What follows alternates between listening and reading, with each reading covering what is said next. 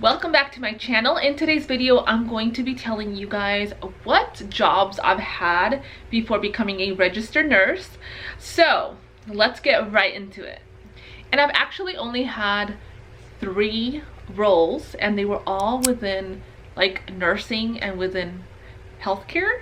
So the first one is from 2008 through 2010, I worked as a certified nursing assistant.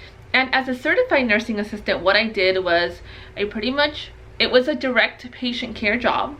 So what I did was I provided care to patients in the hospital setting. And to be more specific, I worked in the med-surg unit, and that's where I worked as a CNA from 2008 through 2010. And at that time, what I was doing was that I was assisting patients with their activities of daily living. So that included, like, when I say activities of daily living, that's pretty much like every activity you do that is a part of your day, such as getting dressed, feeding, bathing, helping them use the restroom. Like if they couldn't wipe themselves, we were doing that. So all those activities we were doing with them. We would walk them up and down the hallway after their procedure. We would provide them with their snacks, because we would do that for their PM snack, because I did work PM shift. So it was like from 3 to 11:30, I believe, or was it, I think it was 3 p.m. to 11:30. So that's what I did. And I have multiple videos where I discuss how I became a certified nursing assistant at the age of 17, and I did all that during high school. So if you're interested in any of those videos, I will link them up here for you and down in the description box.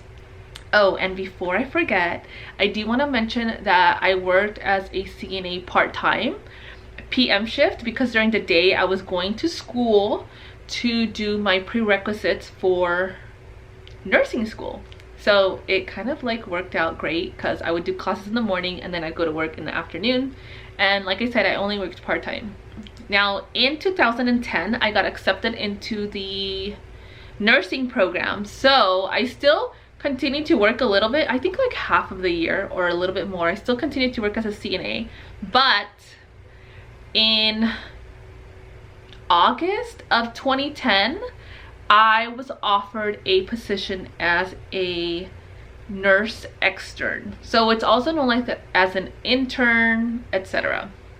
So if you watched my videos in the past, you know that the hospital where I was working as a CNA, they sponsored me to get into the nursing program.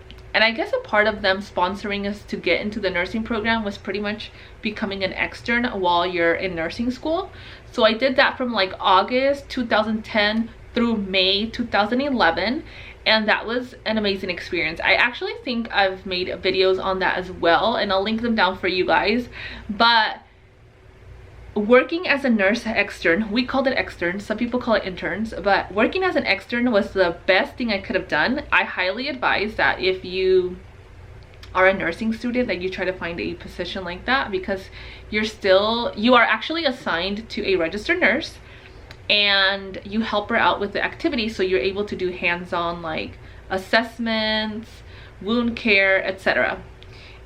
So yeah, that is definitely something I recommend for you guys to do and apply for if you're in nursing school, because you'll get, at least for me, I feel like the experience that I got in nursing school really didn't help me, like the clinical experience. It was not that much that I got. So working as a nurse extern, that really gave me experience. And plus, I already knew that I was gonna work in the med-surg unit for that specific hospital as well. So I stayed with the same hospital for all these 3 jobs. So anyways, I'm still talking about nurse externship, and that's still the second job. But I stayed there and I worked for them through nursing school. Also, I worked as an extern maybe like once a week, or I don't remember if it was specifically like once a week or once every pay period, so once every 2 weeks. But even though it was just like once a week, it was still so valuable. That experience was valuable, you guys. And of course, just like any other position, you are sent to any other department wherever they need help, whether it's ER, maternity OB, you know. Well, I never was sent to OB, but I was sent to maternity and to ER. And yeah, you guys know how I feel about ER already. If you don't, I'll link the video up here and you guys can watch that video. But anyways, and then from there, I graduated nursing school in May of 2011, which, thinking back, it was so long ago. But I graduated in 2011, and then I think I want to say I took maybe like a couple weeks, maybe 2 weeks, or maybe even a month. I don't know, it's been such a long time.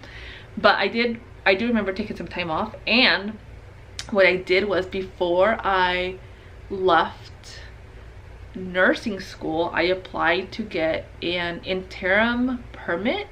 And that means that you pretty much are able to work as a registered nurse before taking the NCLEX. So that's what I did for about, I want to say like maybe a month, max like a month and a half, and then I took the NCLEX and passed. But there are ways that you can work as a registered nurse without taking your NCLEX, so without being licensed. And it's a fee that you have to pay. It's an application, and I could actually do a whole other video on that if you guys would like. Make sure to like this video, comment down below if you want more information on that. But I believe the position was like, let me see, I wrote it down. For sure, it was an RNIP. So pretty much you were just waiting to take the NCLEX, but you were working as a registered nurse. Of course, I had a resource, so I was assigned to my own group of patients, and I had a resource RN that I can reach out to if I needed or had any questions.